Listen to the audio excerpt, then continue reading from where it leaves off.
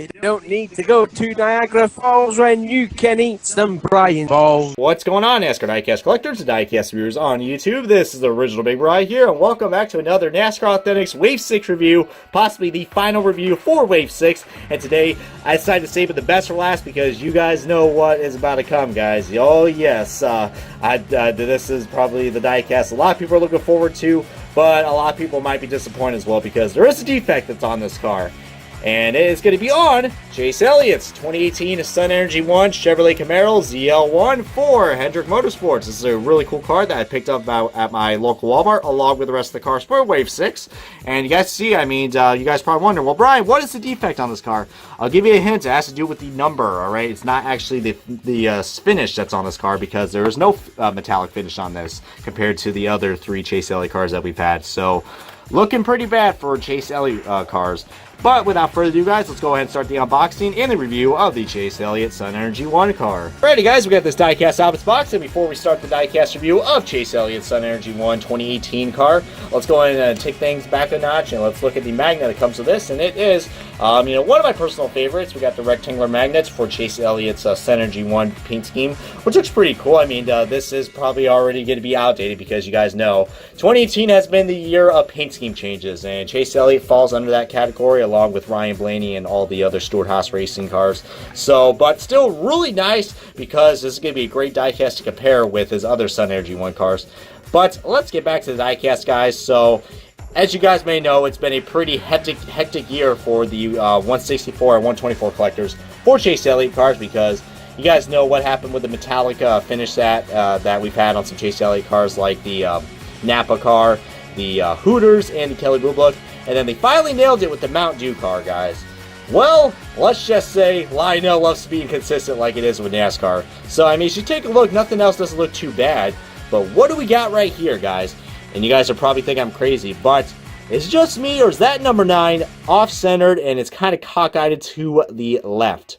Well, it is, because as you guys see right here, the 9 is supposed to look like this, completely centered where this windshield is, and down below where this where this little peg is for the jack. And you see right there, it's not there. It is completely, this side is completely vertical, or almost vertical, kind of slanted to where that jack stand peg is. So, yeah, big fail. And wait a minute, what in the world? You guys see that? Oh my god.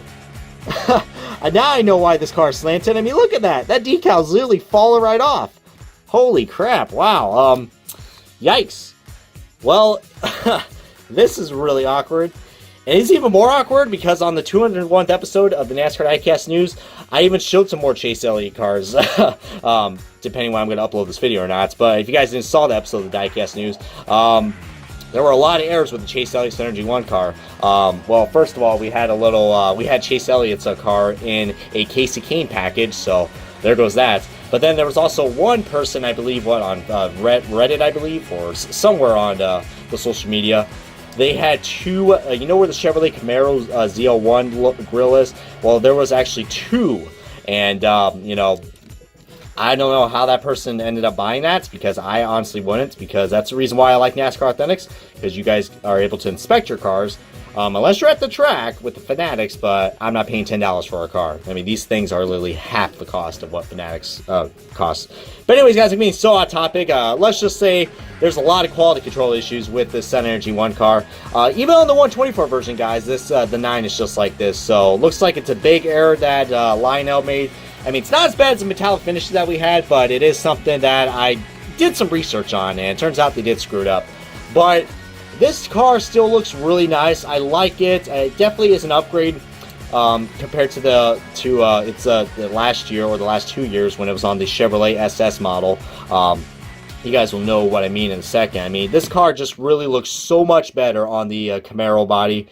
But it's a shame that they decided to change the paint scheme, guys. You guys already know, we're probably going to get his first win car in NASCAR Authentics eventually because, it's Chase Elliott.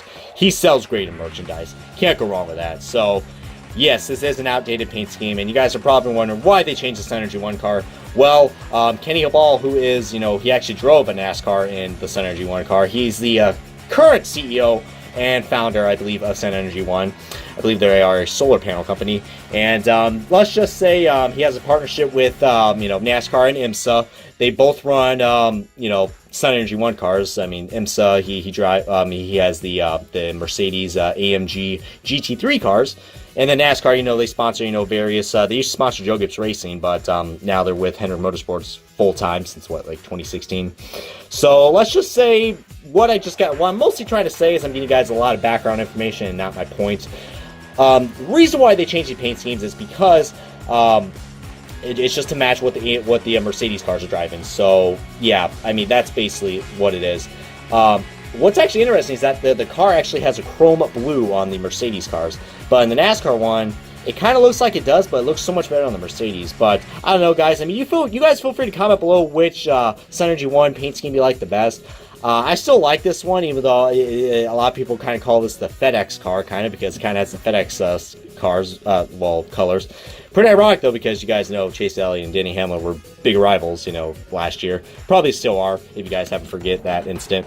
But enough of me talking, guys. Let's go ahead and start the diecast comparison, which will be on Chase Elliott's 2016/2017 SunEnergy1 paint scheme. And right off the bat, you guys can tell, I mean, how much more awesome this car looks, as my camera doesn't really want to focus. The Chevrolet Camaro body really does incorporate this paint scheme a lot more. You can see more of the flames. I noticed that it's not an orange splitter, though. I mean, but you see where everything else, we got an orange spoiler and orange top side skirts. So pretty odd that they decided to do that, but still looks really nice. And then compared to the top, guys, I mean, it's basically the exact same paint scheme. Literally exact. I mean, the colors might look a little more brighter on the 2016 version compared to, the one that we have now. The rims still look really nice. I was nervous that they were going to ditch the colored rims, but luckily they still have it, which is pretty nice. Oh yeah, the Mountain Dew logo is also colored differently as well. So, slight changes, but not too much.